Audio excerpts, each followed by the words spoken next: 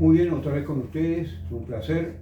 Estamos acá con el amigo Ramiro Pombo grabando otra de las entregas y como les había avisado ya, hoy vamos a hablar de uno de los elementos del delito que lo habíamos dejado atrás porque comenzamos por la antijuricidad. Pero se trata de la tipicidad. ¿Qué es la tipicidad? La tipicidad es el principio de legalidad y lo que los latinos decían o llamaban nullum crimen sine delito. Es decir, es la descripción legal de la conducta que la ley ha entendido como una conducta ilícita y por lo tal debe sancionarla.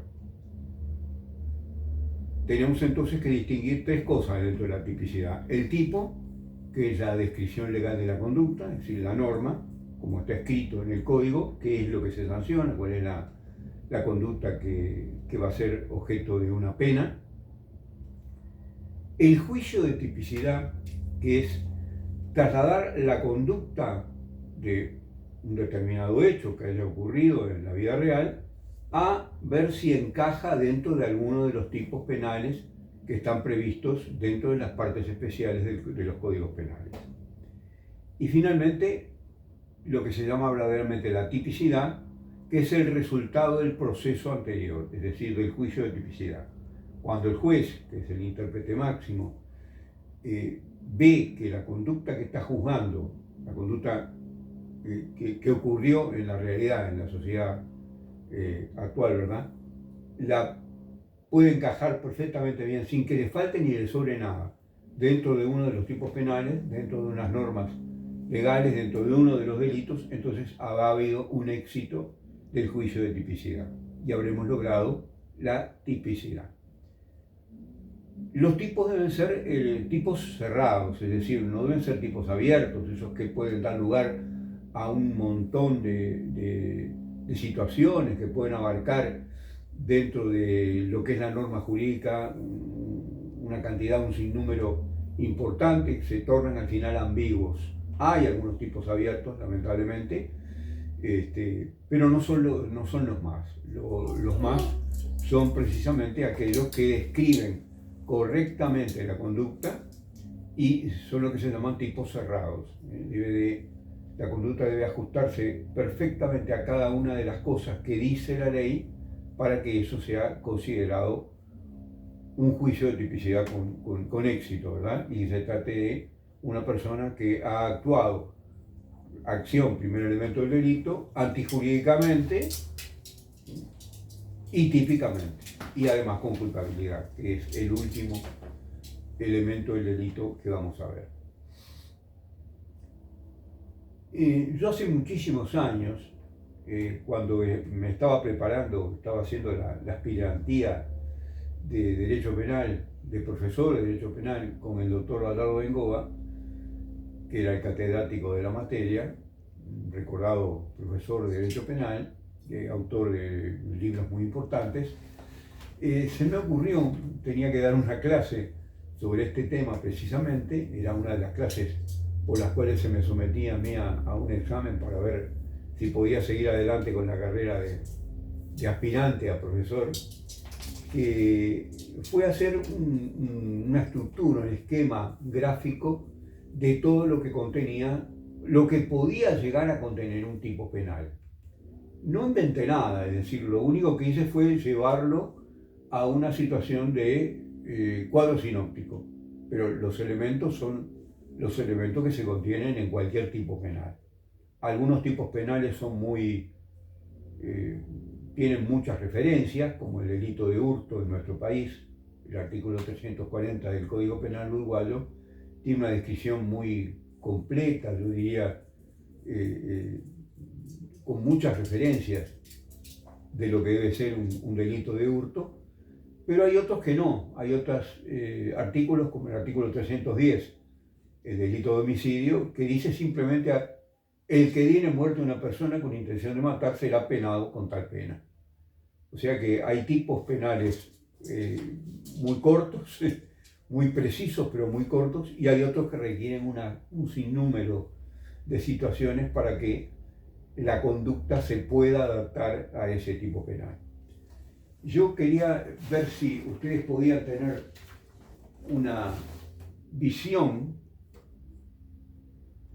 del cuadro para que vayan teniendo en cuenta en la forma en que yo voy hablando de cada una de estas situaciones y ubicándolo y quizás copiando este cuadro a través de una foto de pronto con el teléfono, con el celular, y entonces poder después ubicar todas las explicaciones de cada una de estas referencias que están en este cuadro.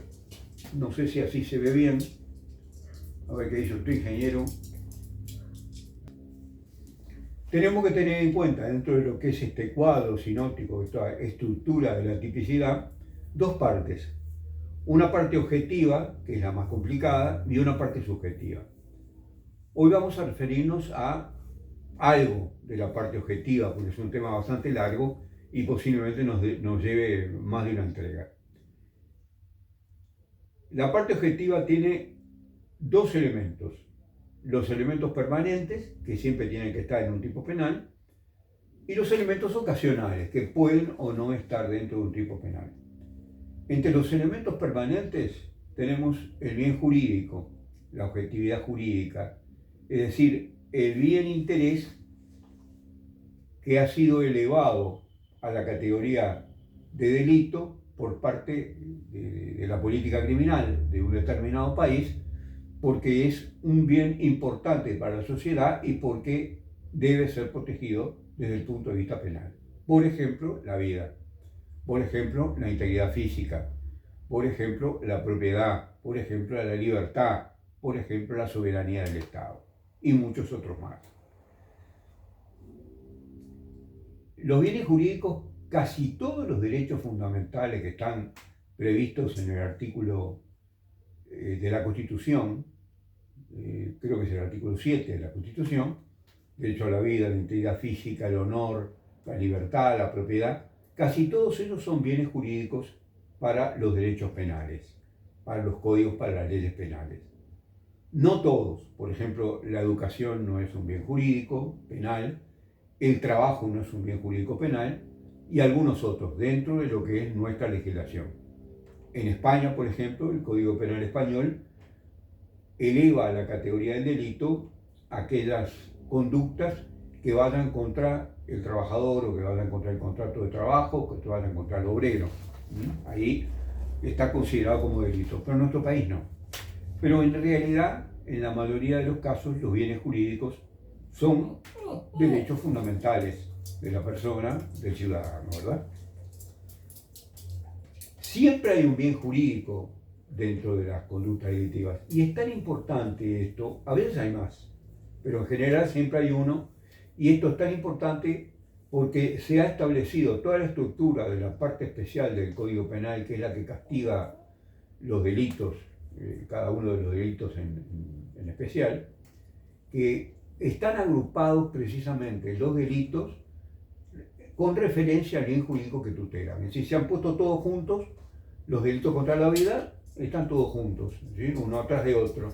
Los delitos contra la libertad, igual, los delitos contra la soberanía del Estado, del mismo modo, los delitos contra la paz pública, contra la salud pública, contra la fe pública, contra la administración pública, y etcétera, etcétera, etcétera, están agrupados bajo el mismo bien jurídico. En nuestro país tenemos diría algo que es una circunstancia muy especial, que obedece a la copia que hizo el doctor Iuleta Goyena del Código Penal Italiano de 1930, que era un código evidentemente sancionado bajo el régimen fascista, en el cual los delitos se agrupaban. El orden más importante era primero la soberanía de Estado, después el orden político interno, después la paz pública, después la administración pública, después la administración de justicia, después la fe pública, después la economía pública, y recién allá por el 8º, 9º título aparecía la vida como bien jurídico, y más adelante, bueno, la vida, la integridad física, el honor, la libertad y la propiedad. Eso, evidentemente, en un código moderno tiene que ser, sobre todo en nuestro país, que es un país altamente democrático, tiene que ser alterado. Primero tiene que ir, como en el Código argentino, el primer artículo que trata la parte especial es el artículo 80, que es el artículo de homicidio, ¿verdad? Es decir, el bien más importante es la vida. Sin la vida no existe ninguno de los otros. Eso es lo que les quería dejar sobre bien jurídico. No está expresado, ¿verdad? Simplemente sabemos por el título del capítulo, por el título del título, porque así se llama título precisamente, por el nombre del título, sabemos que es un delito contra la propiedad, por ejemplo, sabemos que es un delito contra la vida, porque están agrupados todos bajo un título que dice título 13, delitos contra la propiedad, que es, por ejemplo, dentro de nuestro código. Bien, bueno, por hoy vamos a dejar. Ya, ustedes saben que yo soy contrario a dar charlas que sean demasiado largas. Ustedes no están asistiendo a ninguna clase, sino que esto lo hacen en horas libres, en momentos en que no tienen otra cosa que hacer. Así que en la próxima seguimos con un nuevo capítulo referido a este cuadro de la estructura de la tipicidad penal. Muchas gracias y hasta pronto.